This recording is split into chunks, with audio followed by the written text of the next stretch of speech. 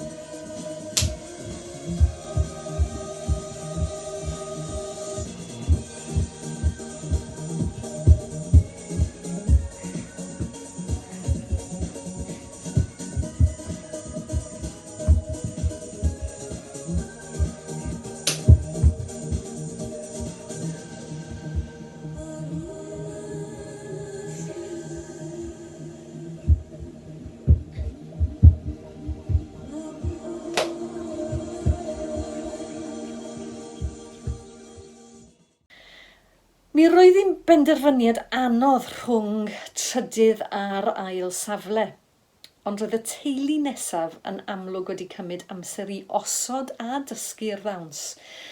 Ro'n i'n hoffi sut oedd y cyfansoddiad yn ystyried y gofod. Y dawnswyr yn dod mewn o gyfeiriadau gwahanol, ro'n nhw'n defnyddio lefelau gwahanol, ac roedd dewis ag amrywiaeth cerddoriaeth da. Roedd y dawnswyr yn edrych yn hollol gytrefol wrth dawnsio ni stafell fyw. Felly yn ail, mae Cerys a Griff, dawnswyr Janet Denny.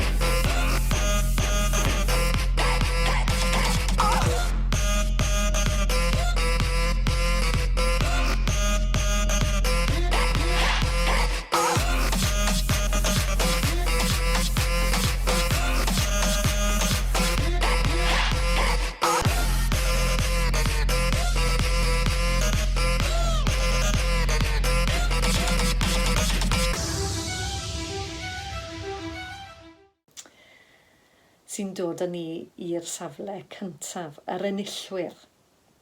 Yn gyntaf, oherwydd ei gwaith partneri, ei dawnsio naturiol, yr allu i fynhynnu mewn i'r hwyl mae'n amlwg ei bod nhw wedi cael wrth gosod a pherfformio'r ddawns. A hefyd y gwaith camera sydd wedi ychwanegu'r hwyl ysbryd. Mae'n bleser pur gennyf cyhoeddi bod Seren Haf a Brian Bowen. A Brian, mae rhaid i fi weid, o'n i wrth fy modd dy dystumiau. Perfformiwr naturiol dros ben a dawnsiwr arbennig. Felly, enillwyr y cystadleuaeth dawns teulu Eisteddfod y Rhondda 2020 yw Seren Haf a Brian Bowen. Llongyfarchiadau mawr i'r ddau ohonoch chi.